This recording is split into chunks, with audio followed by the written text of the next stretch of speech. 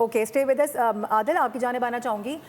ये हम गुफ्तगू कर रहे थे इस हवाले से, जो अमेरिका के मिड टर्म इलेक्शंस आ रहे हैं उसमें हमें पता चलेगा कि ट्रम्प कितने पानी में कहाँ खड़े हैं, क्योंकि हमने देखा कि ख़ास तौर पे कल की जो वाक़या है, ख़ामनाई वाला वाक़या, उसके बाद अगर हम देखें तो बहुत ज़्यादा बैकलैश आ रहा है। अमेरिका से आवाज़ें उठ रही हैं, उनके अपने लोग भी बताया जा रहा है कि उनको तनकीद का निशाना बना रहे हैं, because they don't want war. वो चाहते हैं कि पीस रहे। और जब ट्रम्प आए थे तो उन्होंने डिक्लेयर भी यही किया था कि no war president I am, लेकिन कहाँ गई वो सारी बातें, वो सारे दावे तो हवा हो गए। इस हवाले से आप तो पहले बार बार गुफ्तगू करते आएंगे कि ट्रम्प कहते कुछ हैं, अनप्रेडिक्टेबल हैं, लेकिन अभी जो वहाँ पर हम इलेक्शंस होता देख रहे हैं उसमें आपको लग रहा है कि जो साख है उसको डेंट पड़ सकता है? देखिए, ये तो मिड टर्म में तो उनको यकीनी तौर पर इसका ज़रूर नुकसान होगा। वॉर्स अब का इन्वायरमेंट नहीं है अब यूएस के अंदर। यूएस के अंदर आपको पता है, मैंने पहले भी बात की कि गाज़ा का जब वाक़या हुआ तो बहुत बड़े प्रोटेस्ट हुए, यूरोप के अंदर बहुत बड़े प्रोटेस्ट हुए। वेस्ट पूरा ही अगर आप उनकी पब्लिक से जानने की कोशिश करें तो वो इंटरेस्टेड नहीं है कि मज़ीद वॉर्स और उनकी इकॉनमीज़ पे बर्डन आए, और उनको जो है वो ब्रंट लेना पड़े, वो क्रिटिसिज्म लेना पड़े जो कि उनके ऊपर डायरेक्टली आता है। लेकिन मैं मारूफ इस पे तो ज़ाहिर है होना है जो कुछ, अभी इसमें तो शायद वक्त है, लेकिन मैं इससे पहले भी जो चिश्ती साहब बात कर रहे थे, आपको याद होगा हम जो पहला सेगमेंट कर रहे थे उस में भी हम यही बात कर रहे थे। अभी ये बड़ी इंपॉर्टेंट बात की है चिश्ती साहब ने कि देखें, प्रॉब्लम ईरान का नहीं है, प्रॉब्लम रीजन का है। प्रॉब्लम सिर्फ जो है वो ये नहीं है कि आप वहाँ पर गवर्नमेंट टॉपल कर देंगे या रजीम चेंज कर देंगे, या वो रजीम वो होगा नहीं होगा, अभी दूर है ये सब कुछ कहना। लेकिन प्रॉब्लम ये है कि अगर एक इनस्टेबल कंट्री ईरान होगी, उसके साथ अफगानिस्तान होगा।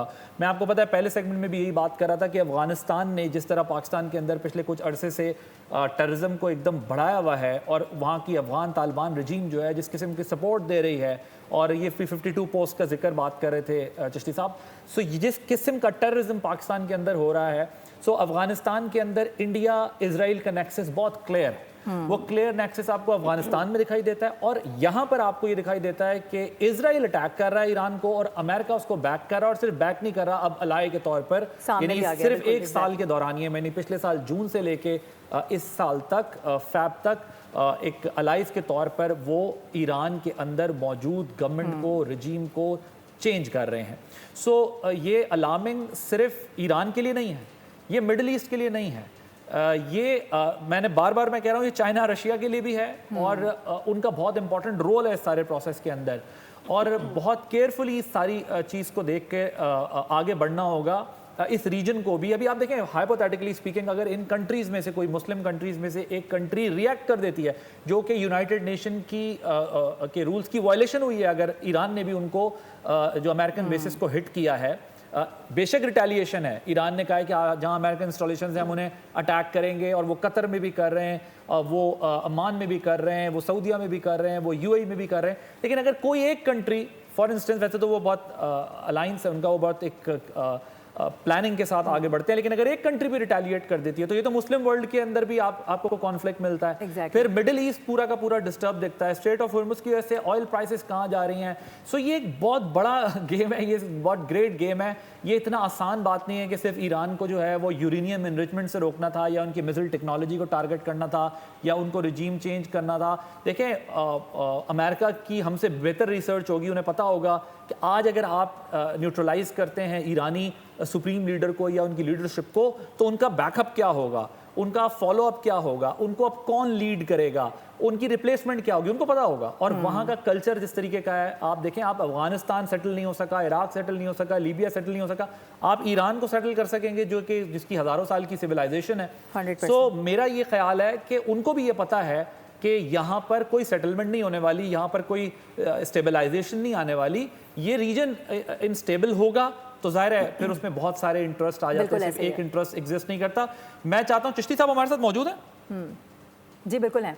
मैं असल में करना चाह रहा था अपना मारूफ में। जी एहतशाम साहब का पॉइंट दीजिएगा, फिर आप आदिल चिश्ती साहब की जानिब बढ़ जाइए। मैं एहतशाम साहब आपकी तरफ आता हूँ। एक सवाल अगर आपकी इजाजत तो मैं चिश्ती साहब से करना चाहता हूँ। जी जरूर कीजिए। चिश्ती साहब, ये भी आप भी बात कर रहे थे, आप ज्वाइन कर रहे थे पहले, हम भी ट्रांसमिशन में यही जिक्र कर रहे थे कि ये इतना मामूली मामला नहीं है। सो आप कैसे इस सिचुएशन को देख रहे हैं? अब मगर अगर एक जलता हुआ ईरान है, साथ ही अफगानिस्तान है, सो चाइना या रशिया का कितना इंपॉर्टेंट रोल है? क्या वो सिर्फ स्टेटमेंट से काम चला सकेंगे, वो वीटो करने से काम चला सकेंगे, वो सिर्फ मजम्मत से काम चला सकेंगे, या उनको इससे कुछ आगे जाना होगा? Your take on. अब्बासी साहब, देखिए, मेरा मानना ये है कि हम एक मिलिट्री स्ट्रैटेजी में और नॉर्मल लाइफ में भी, कॉर्पोरेट बिजनेस में भी एक इफेक्ट डिस्कस करते हैं, उसको कहते हैं डोमिनो इफेक्ट। और बचपन में हम ये खेल खेला करते थे, लाइन में ईंटें खड़ी कर देते थे, फिर एक ईंट को धक्का मारते थे तो सारी ईंटें गिर जाती।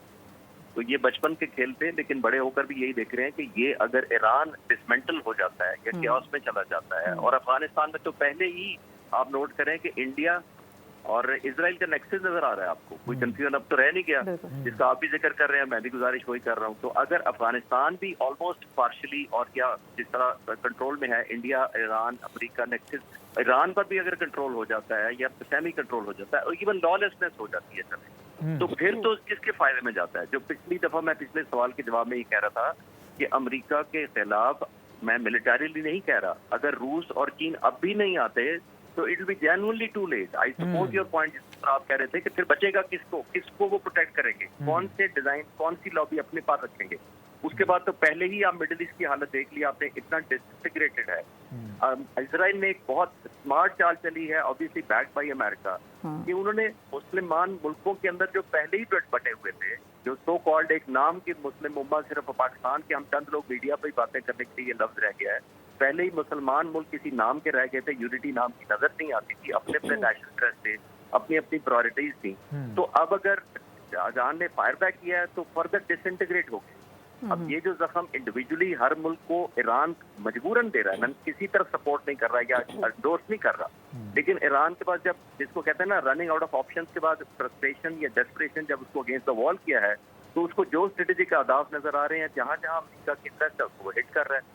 अगर अमेरिका कल चला भी जाए और एक थोड़ी देर के लिए डिस्कशन कर रहे हैं कि अमेरिका नॉर्मलाइज चला जाने के बाद ईरान नॉर्मलाइज हो जाए, तो फिर ईरान कभी कोई भी स्टेबल गवर्नमेंट आ भी जाए या अल्टरनेट क़यादत भी आ जाए, तो कभी वो रिस्टोर कर पाएगी? और चिश्ती साहब, इसमें एक नुक्ता ले लीजिए, अभी आदिल भी यही बात कर रहे थे कि चाइना और रशिया क्या रोल प्ले कर सकते हैं, लेकिन आप क्या देख रहे हैं कि ये सिचुएशन किस हद तक स्ट्रेच हो सकती है? क्योंकि ट्रंप ने कहा कि we'll continue uninterrupted throughout the week और as long as necessary to achieve our objective of peace throughout the Middle East and indeed the peace का तर्जुमा, ट्रांसलेशन अमेरिका के लिए क्या है वो तो अमेरिका को ही पता हो, लेकिन अमेरिका ने कहा कि जब तक पीस नहीं हो जाएगा हम ये हमले करते रहेंगे। तो फिर चाइना और Russia, how would they determine the fact कि ये अब ज़्यादा स्ट्रेच हो गया है, अब रोल प्ले करने का टाइम है, अब वक्त नहीं ज़ाया हुआ, अब हम कुछ कर सकते हैं?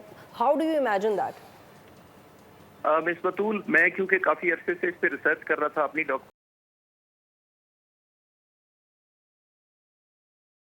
रीजनेबल डिफेंस या काउंटर अटैक करने की पोजीशन में देख रहा हूँ। अच्छा, अगर ये कर जाते हैं किसी स्टेज पर और इतना कर देते हैं कि मामूली डेंट भी डाल दें जो इनका माइट है, जोम है अमेरिका का, तो अमेरिका प्रेशर नहीं ले सकेगा। अमेरिका तो एट्रिशन शाय है, ट्रेडिशनली आप जितनी इन्होंने इन्वेजन की है, लीबिया हो, इराक हो, कोई भी हो, तो ये नेटो के अम्ब्रेला के नीचे आते थे, लंबी सी रेजोल्यूशन यूनाइटेड नेशन से पास करवाते थे, फिर 44 मुल्कों को इकट्ठा करते थे नेटो और चढ़ दौड़ते थे उस मुल्क के ऊपर। फिर जब इनकी एट्रिशन होती थी तो अमेरिकन लोग सिट बैक करके ले लेते थे कि चले जी सारे मुल्कों की हो रही है, इटालियन भी मारे गए, ब्रिटिश भी मारे गए, तो अमेरिकन भी 2-4 मारे गए। लेकिन जब स्टैंड लोन हिस्ट्री में आपको क्विक फ्लैशबैक देता हूँ। सब्सक्राइब करें और बेल दबाएं ताकि कोई खबर रह न जाए।